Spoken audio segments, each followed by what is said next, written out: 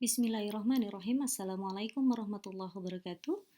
Baik, mahasiswa, materi kita lanjutkan masih tentang learn behavior in animal. Kali ini saya ingin memaparkan tentang spatial learning, cognitive mapping, dan social learning.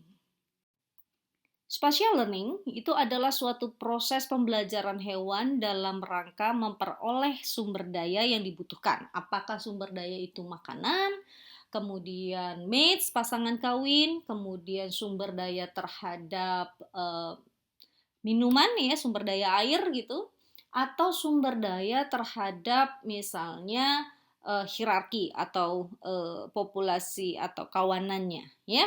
Nah, sumber daya yang dibutuhkan hewan ini biasanya didistribusikan atau terdistribusi secara tidak merata di wilayah home rankingnya ya, di wilayah jelajahnya. Dan dari situ hewan itu belajar di mana mereka bisa menemukan sumber daya yang secara sporadis gitu ya, secara menyebar gitu. Sumber daya tersebut berada dan bagaimana hewan mampu menjangkau keberadaan sumber daya tersebut. Jadi ini yang dimaksud dengan spatial learning. Jadi merupakan proses pembelajaran yang memungkinkan hewan mampu menggunakan informasi-informasi ya dari lingkungan fisik ya, jadi nurture behavior dari lingkungan fisik ya menuju ke sumber daya yang dibutuhkan. Beberapa hewan bisa saja menyimpan makanan ya pada saat sumber daya makanannya sangat melimpah, lalu dia menyimpan. Ya, kemudian dia beraktivitas seperti biasa dan pada saat dia ingin makan dia bisa mengingat kembali di mana lokasi dia menyimpan makanan. Nah, ini adalah bentuk dari spatial learning. Dan daya ingat hewan terhadap lokasi tempat dia mengingat atau menyimpan makanan itu cukup lama gitu ya. Jadi bisa secara terus-menerus dia meletakkan lokasi sampai kemudian secara insting dia merasakan bahwa lokasinya sudah tidak aman ya, maka dia bisa membuat tempat baru untuk menyimpan sumber daya makanannya gitu. Fungsi dari perilaku pembelajaran spasial ini adalah pertama, dia mempelajari integrasi dari jalur menuju atau lengkung ya atau jalur ya, jalur menuju sumber daya. Jadi seekor hewan ini bisa meninggalkan home rankingnya secara terus-menerus ya, sambil dia memantau arah ya, apakah arahnya terhadap matahari, cahaya gitu, atau terhadap angin ya, dan jarak dari jalur yang diambil pada saat dia meninggalkan rumahnya gitu ya, meninggalkan wilayahnya, dan menggunakan informasi-informasi lingkungan tadi ya untuk dia kembali menuju ke rumah setelah melakukan aktivitas. Kemudian informasi spasial ya, informasi spasial ini juga disimpan ya, biasanya tidak tidak secara koordinat, jadi posisinya itu tidak secara tepat gitu, tetapi hanya berdasarkan pada ingatan akan visual landmark yang dia peroleh. Jadi pada saat dia naruh tempat dia akan mengamati sekelilingnya ya, landmark visual tempat dia berada atau menempatkan makanannya. Nah, ini yang akan kemudian diingat. Jadi bukan pada titik berapa derajat bujur timur, bujur barat gitu ya, bukan. Tetapi terhadap visual landmark. Artinya apa? Bisa saja ketika terjadi perubahan dari landmark tempat dia menyimpan ya, ini bisa saja mengacaukan ingatannya, memorinya ya. Tetapi kembali ya secara insting dia akan menerka atau menduga bahwa itu adalah lokasi tempat dia menyimpan makanan ya. Jadi pertama adalah untuk integrasi dari jalur ya, rute ya. Dan yang kedua biasanya informasi spasial ini berupa visual landmark sehingga pada saat dia melihat oh ini adalah lokasi terdapat pohon sekian-sekian, jadi titik tempat dia menyembunyikan makanannya, mengumpulkan makanannya, itu yang kemudian diingat oleh hewan tersebut. Contohnya ya, ini ada contohnya pada pemecah kacang ya, nut tracker. Bagaimana kita mungkin pernah menonton ya beberapa film gitu, pemecah kacang suka mengumpulkan banyak sekali biji-biji pinus ya pada saat musim gugur. Jadi memang sumber daya makanannya adalah musim gugur, dan dia punya kebiasaan si nutcracker ini mengumpulkan bisa sampai ratusan bahkan ribuan biji pinus gitu, sebagai stok makanannya ya pada saat dia nanti akan menghadapi musim dingin dan musim semi gitu ya, kalau pada negara 4 musim. Nah, tempat dia meletakkan makanan kemudian dia pergi lagi mencari biji-biji pinus. Nah, ini merupakan suatu bentuk proses spatial learning yang sangat jelas pada nutcracker ya.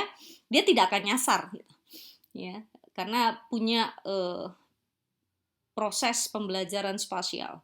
Kemudian yang jelas lagi dalam contoh spatial learning ini adalah pada tawon ya, atau lebah, di mana lebah ini melakukan proses pembelajarannya secara terstruktur ya, dengan melakukan pada saat dia terbang ya, pertama kali meninggalkan tempat makanan baru ataupun sarangnya gitu. Nah, ini didesain, dia akan melihat menekankan landmark ini, dia akan melihat fotograf gitu ya dari atas tempat sarang atau tempat makanan yang baru saja dia temukan, sehingga dia bisa kembali ke sarang lalu akan memanggil kawanannya dan menunjukkan jalan menuju tempat makanan atau sumber daya yang baru saja ditemukan. Nah, proses ini yang disebut dengan spatial learning. Sementara informasi tentang landmark tadi ya, dia informasikan kepada kawanannya di sarang gitu ya, dengan melakukan waggle dance, dan ini sudah kita bicarakan di innate behavior gitu ya, sehingga dapat memberikan informasi navigasi yang tepat ya tentang berapa derajat arah terhadap sinar matahari, kemudian berapa jauh jaraknya. Nah, ini sudah disampaikan pada saat kita membahas tentang innate behavior ya, melalui temuan waggle dance pada lebah. Jadi, ya, di dalam spatial learning, hewan ini akan mampu mengingat. Jadi memiliki kemampuan mengingat ya tempat dia sarang ya, tempat di mana lokasi sarang, kemudian bagaimana dan di mana tempat menemukan pasangan atau misalnya shelternya ya, dan tempat dia untuk bersembunyi dari predator. Nah, ini adalah proses hewan belajar spasial. Kemudian pengetahuan spasial ini terintegrasi secara erat satu sama lainnya dan membentuk suatu pengetahuan yang dapat mempengaruhi informasi spasial yang disimpan. Ya, apakah yang disimpan itu informasinya berupa pasangan, tempat, lokasi, atau sumber makanan. Ya, kemudian juga kapan dia akan mengambil makanan tersebut atau kapan dia akan mendatangi pasangan tersebut. Ya, ini tersimpan dan berapa lama informasi itu digunakan atau dibutuhkan sesuai dengan kebutuhan hewan tentunya. Jadi pengetahuan spasial ini memang tidak hanya sekedar dia paham menuju satu lokasi, tetapi mengenai waktu, berapa lama, dan berapa banyak sumber daya yang dia ketahui disimpan di suatu lokasi ya, dan digunakan untuk memenuhi kebutuhan hidup. Social learning. Ya, selanjutnya adalah social learning. Social learning ini adalah suatu proses belajar sosial gitu ya, yang difasilitasi melalui proses observasi. Observasi terhadap hewan lainnya ya, dan atau melalui proses interaksi ya dari hewan lainnya di dalam satu komunitas.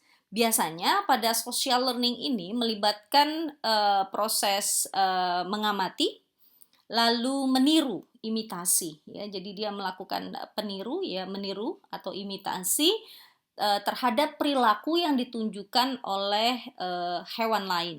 Ya, bisa dalam satu spesies atau bisa juga pada spesies yang berbeda. Beberapa hal yang bisa kita amati tentang social learning ini ditunjukkan pada makaka Jepang ya. Makaka Jepang ini memiliki kebiasaan mencuci makanannya. Nah, biasanya Makaka betina ya ini belajar bagaimana mencuci makanan, lalu proses belajar dan terhabituasi oleh si female ya si makaka betina ini yang akan ditiru oleh anggota kelompok yang lebih muda gitu ya, bisa oleh anaknya atau oleh female lainnya yang umurnya relatif lebih muda.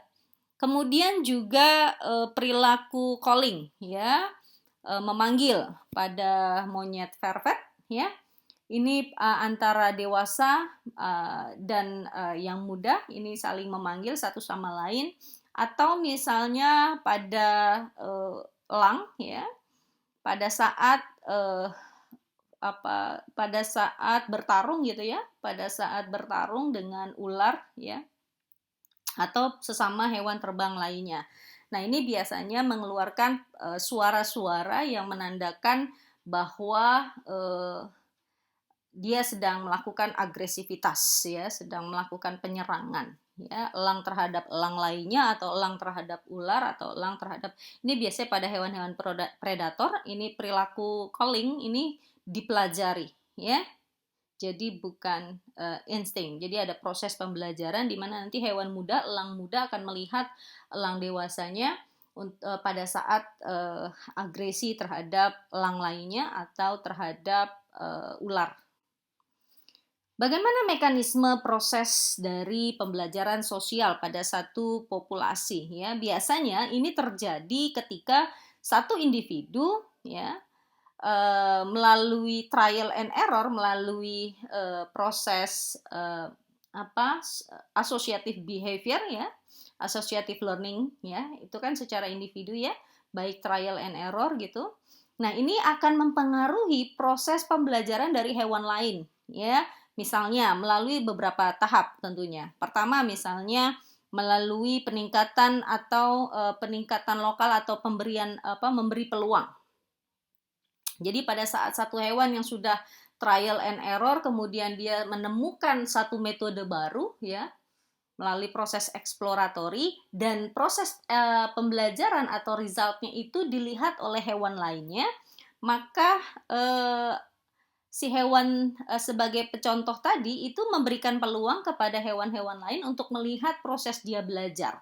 Ketika hasilnya kemudian tercapai apa yang diinginkan, misalnya membuka kelapa, kemudian akhirnya kelapa itu terbuka, maka hewan-hewan muda yang tadinya melakukan observasi, dia akan imitasi. Gitu ya. Jadi imitasi untuk mengikuti hewan yang sudah terlebih dahulu menemukan suatu metode baru. Lalu peningkatan stimulus ya, peningkatan stimulus atau mengkondisikan hewan untuk melakukan suatu observasi tertentu. Nah, hewan pengamat ini akan mempelajari, dia akan melihat hubungan antara stimulus dengan hasil. Ya, kita lihat banyak sekali biasanya pembelajaran ini ditunjukkan pada bangsa primata ya. Kita lihat bagaimana primata muda sering sekali melakukan pengamatan terhadap primata-primata dewasa yang lebih dewasa yang melakukan problem solving, misalnya apakah untuk mencari makanan atau membuka makanan tertentu atau menemukan makanan tertentu. Nah, dia akan melihat stimulus, hasil ya, apakah sukses atau tidak, baru kemudian dia secara tidak langsung akan meniru atau mungkin memang jelas melakukan peniruan gitu ya. Yang ketiga bisa saja juga berupa mekanismenya melalui emulasi dan imitasi. Jadi dia pengamat secara langsung mengcopy paste perilaku hewan untuk mendapatkan suatu atau menyelesaikan suatu masalah tertentu gitu ya. Jadi langsung imitasi tanpa ada lagi proses modifikasi dari imitasi. Nah, pada saat terjadi proses modifikasi ya terhadap sesuatu yang sudah diamati, maka ini sudah masuk ke dalam problem solving ya. Jadi problem solving learn. Jadi mulai dia melakukan modifikasi yang baru. Sebagai contoh ya, tadi sudah saya sebutkan beberapa, misalnya ya tadi bangsa primata ya pada induk simpanse.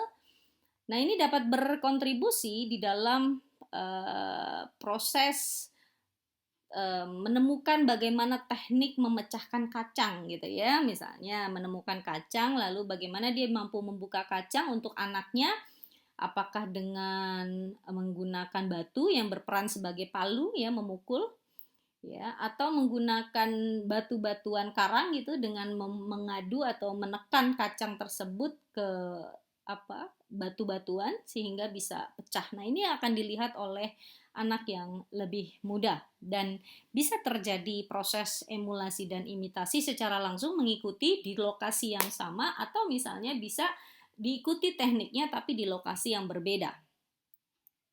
Kemudian contoh yang kedua yang bisa kita amati juga adalah pada semut. Misalnya, semut yang menemukan sumber makanan baru, dia akan berusaha mengguide atau membimbing semut lain gitu ya, menuju ke lokasi yang dia temukan.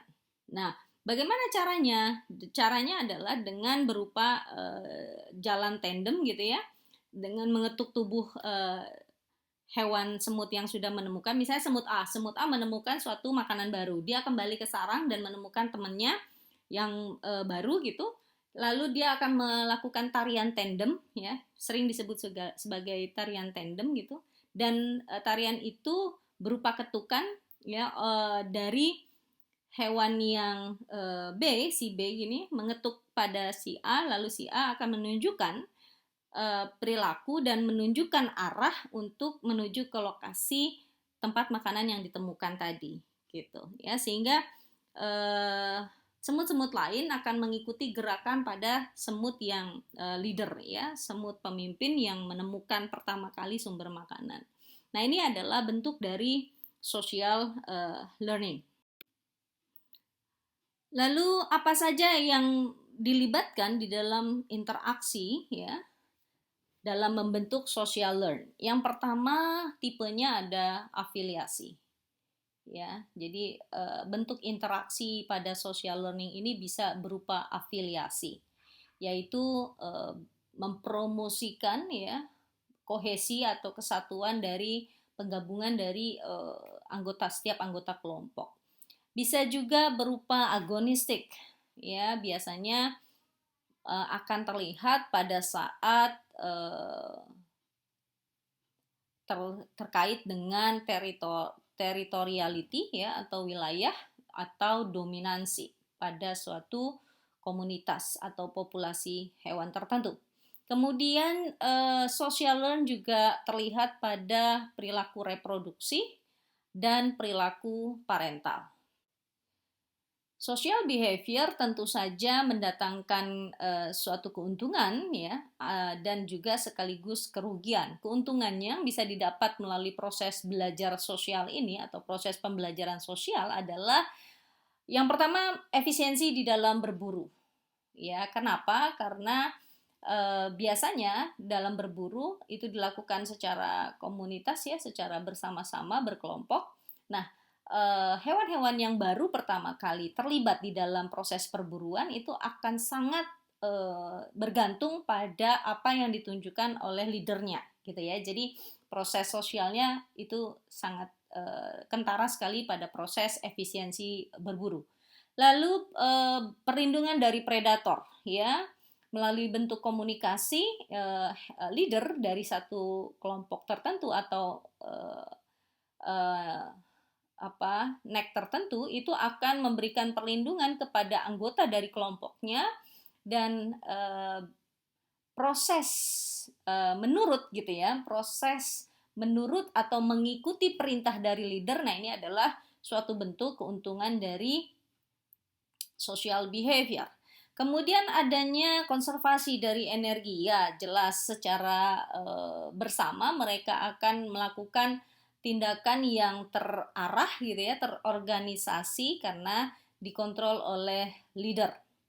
Dan akses kepada pasangan juga lebih mudah karena satu sama lainnya tidak saling berebut gitu ya kalau di social behavior. Kemudian disadvantages-nya atau kerugiannya yaitu jelas sekali bahwa pada satu kawanan itu akan meningkatkan persaingan di dalam satu kelompok, pasti itu. Kemudian juga bisa dapat meningkatkan risiko terjadinya infeksi ya, satu dengan yang lainnya, jadi tertular. Kemudian juga resiko bahwa anaknya ya dibunuh di dalam satu kelompok itu sendiri, atau misalnya karena dia berkerumun gitu ya, berkoloni, berkawanan, sehingga eh, kawanannya akan lebih beresiko tinggi terlihat oleh predator gitu. Kalau bergrup itu kan lebih mudah terlihat dibandingkan individual ya.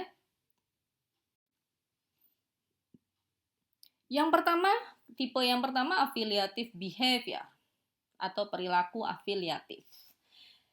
Affiliative behavior ini adalah suatu bentuk interaksi sosial yang berfungsi untuk memperkuat ikatan sosial ya di antara anggota kelompok ya, dan tentu saja saling menguntungkan bagi semua hewan yang terlibat di dalam interaksi tersebut, afiliatif ya. Fungsi perilaku afiliatif ini adalah untuk mengembangkan dan memperkuat ikatan sosial di antara anggotanya. Misalnya ditunjukkan dalam bentuk allo grooming.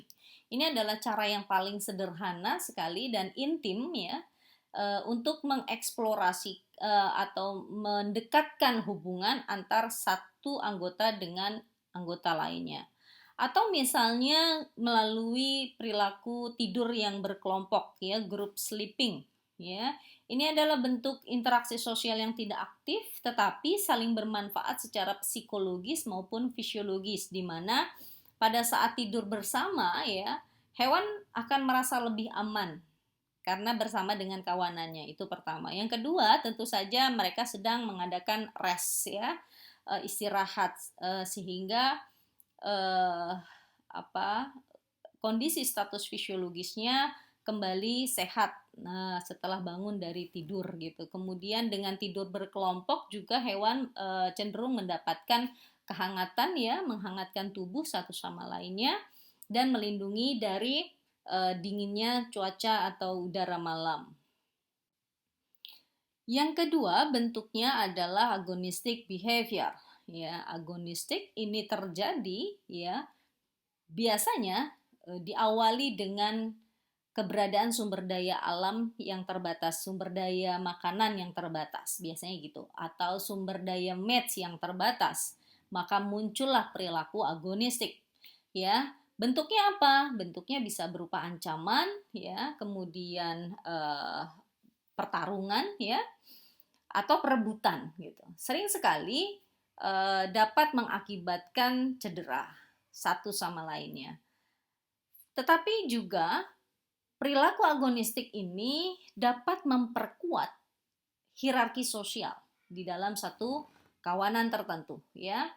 Dan biasanya agonistik setelah hierarki terbentuk relatif lebih stabil ya untuk periode waktu tertentu, kecuali nanti ada intromisi atau introduksi dari pendatang baru yang bisa menjadi menggantikan leader atau mengubah struktur hierarki yang sudah terbentuk gitu ya. Biasanya individu alfa atau pemimpin ya atau anggota itu akan paham siapa yang menjadi alpha male-nya ya. Ini sangat kentara sekali dapat kita amati di dalam gorila gunung ya. Gorila yang pejantan male itu sangat terlihat sekali perilaku agonistic behavior ketika misalnya ada introduksi gorila baru yang ditemui masuk ke dalam kawanan.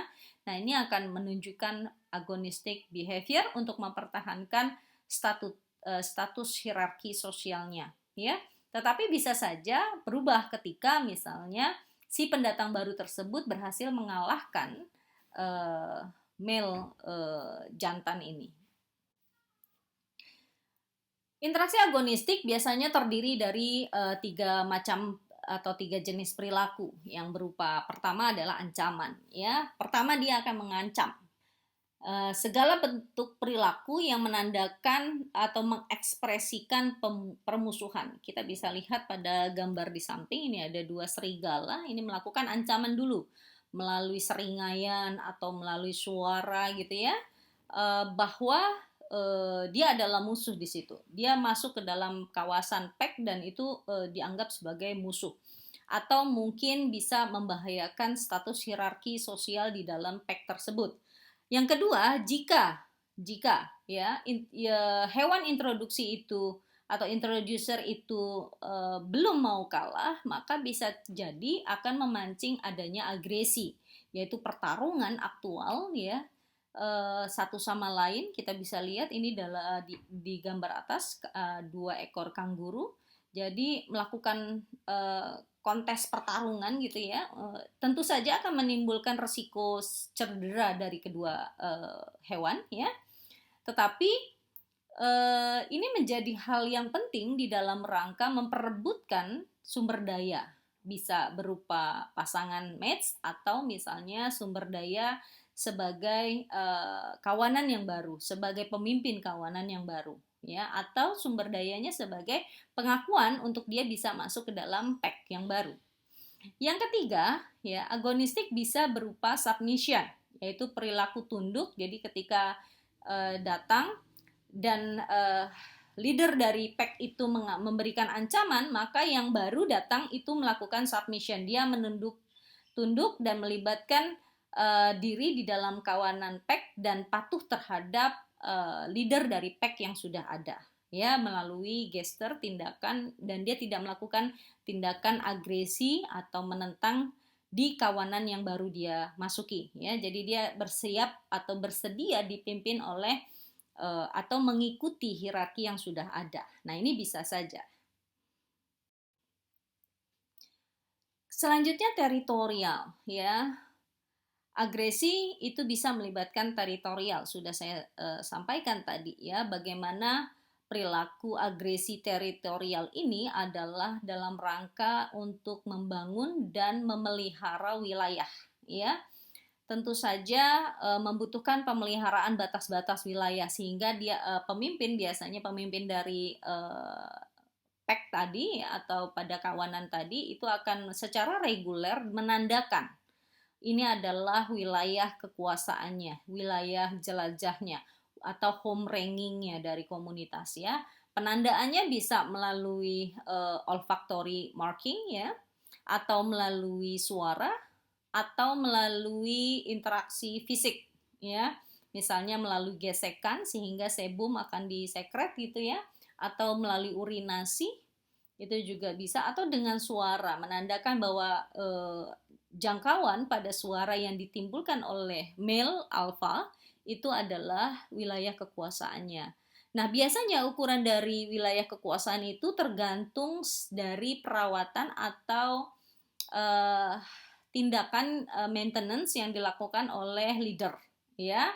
Jika dia terus-menerus menandai sehingga tidak memungkinkan adanya introduksi dari hewan lain masuk ke dalam wilayah ya. Tujuan dari teritorial ini tentu saja merupakan wilayah yang dikuasai dalam hal sumber daya bahan makanan ya, makanan dan minuman, serta mates atau pasangan. Selanjutnya, dalam hal agresif behavior ya, selain teritorial juga bisa didasari oleh perilaku dominansi ya. Alpha individual ya, jadi hewan alpha ya secara dominan dia akan menguasai terhadap adanya pasangan ya, jadi dia akan menentukan siapa dulu pasangannya. Maka betina yang tidak menjadi pasangan dari alpha male ini bisa saja dikawin oleh setiap anggota yang lain. Tetapi kalau betina pasangan alpha male maka tidak boleh dikawin oleh anggotanya.